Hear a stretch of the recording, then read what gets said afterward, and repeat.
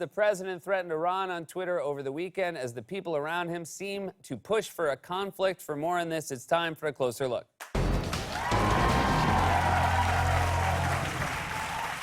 You might remember that during the 2016 campaign, Donald Trump pretended he was the anti-war candidate, lying about his position on the Iraq War and calling it a mistake. Although, if you pay close attention, it really seems like he had an ulterior motive. Obviously, the war in Iraq was a big, fat mistake, all right? George Bush made a mistake. We can make mistakes, but that one was a beauty. We should have never been in Iraq. We have destabilized the Middle East. Had we not done anything, had our politicians gone to the beach and enjoyed the sun, we would be in a lot better position than we are right now. What we've done is incredible. If our presidents would have just stayed home and gone to the beach, or even gone out and played golf every single day, played 2 rounds a day, okay? Well, that's one promise he definitely kept. I mean, so the president spent the 2016 campaign branding himself as the anti-war candidate, and then on Sunday, he jumped on Twitter to threaten a war with Iran, seemingly out of nowhere. Just into CNN, President Trump tweeting this stern warning to Iran. If Iran wants to fight, that will be the official end of Iran. Never threaten the United States again. I can't believe I'm saying this, but go play golf. It's actually now a matter of national security that we make sure Trump spends as much time on the golf course as possible. Otherwise, he'll spend his time threatening to start wars on Twitter. We need one of those Homeland Security threat meters that tells us how much golf he needs to play based on his mood. Low, sit in cart. Guarded, driving range. Elevated, practice putting while sitting in cart. High, 1 round with B-list celebrity like Kid Rock. Severe, 2 full rounds and trick him into thinking he's trapped in the sand all day by tossing a new ball into the bunker every time he hits it until he digs himself a hole and falls asleep in it. There you go. So, Trump cast himself as the anti-war candidate, and now he's tweeting threats of war. And on top of that, he's surrounding himself with aides who have repeatedly called for war, like his national security advisor, John Bolton, who championed the Iraq War. Bolton has publicly called for bombing Iran, North Korea, and Syria. And a former Trump administration official once told The New Yorker, John wants to bomb everyone.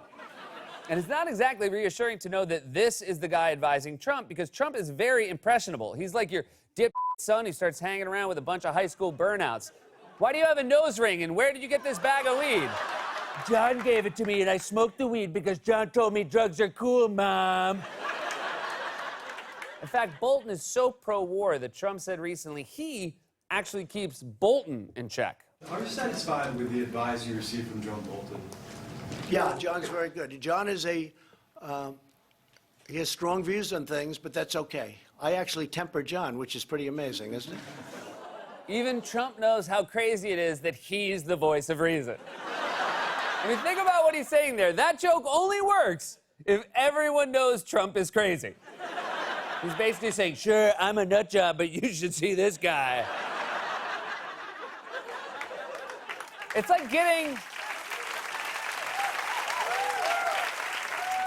getting in a fist fight at a bar and having it broken up by Conor McGregor. Guys, let's settle this with words. Words, not violence. And I'm certain this is how I talk. Now, it was reported last week that Trump is actually frustrated with how quickly his pro-war advisors like Bolton and Secretary of State Mike Pompeo are moving towards a conflict with Iran. Trump tried to tamp down those reports of infighting with his administration, tweeting that different opinions are expressed, and I make a decisive and final decision. So there you go. Trump makes the decisive and final decision, and yet he still acts like he doesn't have control over his own administration. The next day, for example, he was asked by reporters outside the White House if we were headed toward a war with Iran, and his response was not very reassuring. Mr. President, are we going to war with Iran? I hope not. What? What happened? Wait, what happened to decisive decisions? I hope not isn't an answer to war with Iran. It's an answer to the question, do you think it's going to rain?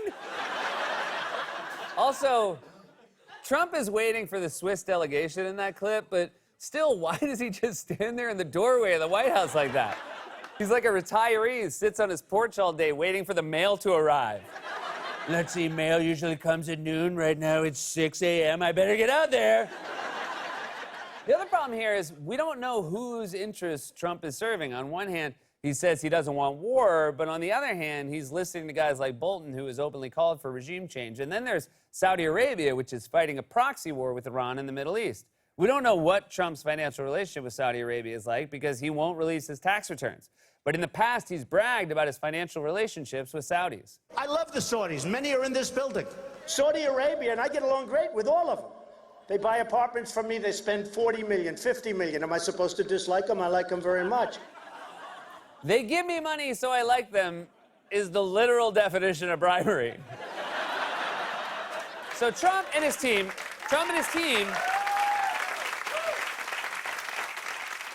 they keep sending mixed signals. In fact, it was reported last week that the intelligence suggests the U.S. and Iran might actually be misreading each other, stoking tensions. And yet Trump complained that it was actually the media that was getting the story wrong, while also bragging that it was good to keep Iran guessing. The president posted, quote, "With all the fake and made-up news out there, Iran can have no idea what is actually going on." The fake news media is hurting our country with its fraudulent and highly inaccurate coverage of Iran.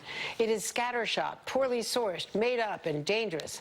At least Iran doesn't know what to think, which at this point may very well be a good thing. No, it's not. Unpredictability is not a good thing.